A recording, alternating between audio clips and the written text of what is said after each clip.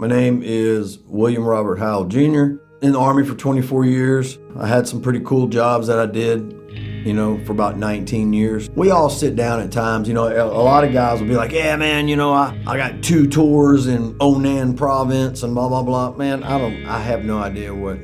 I think I got right around 19 combat tours.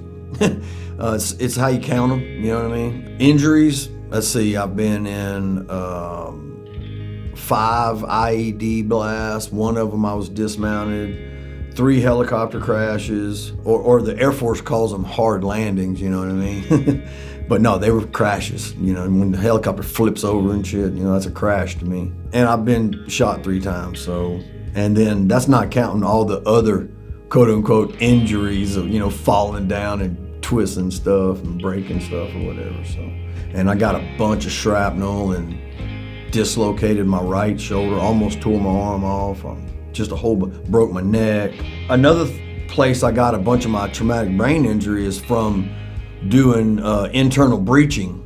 I worked a job where we did hostage rescue and direct action, and that's all we did. That was our job, period. For the first 4, 5, 6 years, I guess, we would stay in the same room as the internal breach. But then after a while, some doctors came and said, hey, that's too much overpressure. Y'all need to pull a room back. You know what I mean? But when you've been doing it for years, and you're like, oh my God, we call it getting your eggs scrambled. But I'm the nicest guy in the world, but I could go to 0 to murder in just, the drop of a hat, and that's not good. It's good when you're on the battlefield. It's good when you're in a gunfight or something, but when you're in Walmart, you really don't want that to happen, My shoulder, I've had like 30 surgeries where I've been put under anesthesia, and that's not counting like day surgeries. But I've had 30 surgeries where I've been hospitalized and worked on and all that good stuff. And I had 7 anchors put in my right shoulder like 14 or 15 years ago. And I've just been in constant pain the whole time. And I mean, I'm talking pain every day. There was a knot on my shoulder right here, and I thought it was a screw backing out or something. But Dr. McAllister felt on that, and he goes, man, that's a muscle. And I was like, what? And that muscle I know has been hard for 10 or 12 years. And it hurts every day. I mean, I couldn't even put my arm hardly horizontal, much less over my head. And now I can like move my arm all around. I can almost put my arm in the middle of my back. It's crazy what they did. Got my head, I've never been this clear-headed before. That's another thing. It's just, foggy-headed. There was just a number of symptoms that I came in here with, and it's like a new life almost, man. It's crazy. It's really crazy.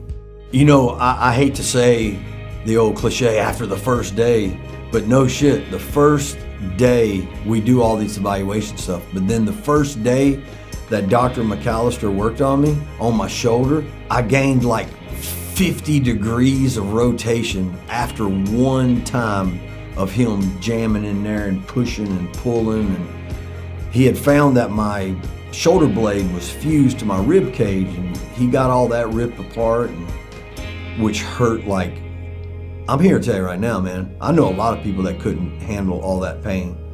Man, I mean, it was some severe pain every day. I just kept telling him, get it. Just do what you got to do, And I can move my arm all around now. It's crazy, man. My neck, too. I had my neck's fused.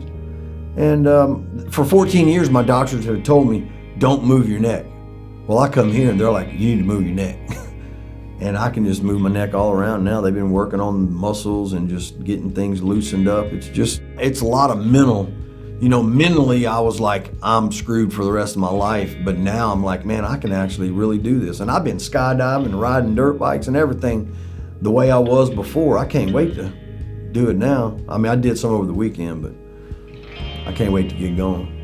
If you would have told me that you could have put me in front of a computer or look at a popsicle stick and move my eyes around and say, man, that's gonna make you tired, I'd have said, you're crazy.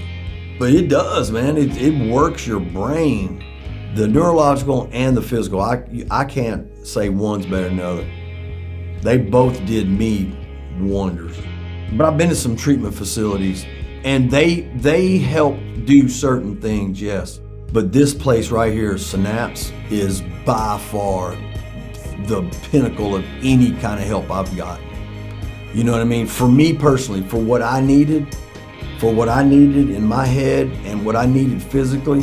See, I didn't know they were gonna do all the physical stuff. I didn't know anybody was capable of it. But it's just amazing, man. This place is amazing. To all the donors, big, small, whoever you are, thanks a lot. I just can't thank everyone enough for looking at me and going, you know what, we can help this guy. They told me that I could come here. I never asked, hey, can I go to Synapse? Can I get some treatment? I mean, I do speeches all the time. Nobody's ever said, hey, we could help you. Except this one right here, I gave a speech and they were like, hey, man, we want you to come through this. And what's funny was they asked me, will I come to this treatment? Yeah, heck yeah. If it'll do some good, heck yeah. Well, I tell you what, if you're having any kind of problems at all with any type of PTS, if you're having any type of problems with your wife, your family, physical, you need to contact Defenders of Freedom. You need to contact Miss Donna. You need to contact Synapse. You need to contact somebody in this organization, because I'm here to tell you right now, I'm one of those guys that was like, I'm never gonna do anything, I can do it on my own. Well, you know what? I've been to jail a couple of times. You can't do it on your own. And I damn sure ain't gonna kill myself. Because there's help out there. I swear, I would have never thought. I thought my shoulder and my brain were done. And it's just, they've given me a whole new lookout on life, and it's crazy. And I know that sounds cliche, but man, it's no joke.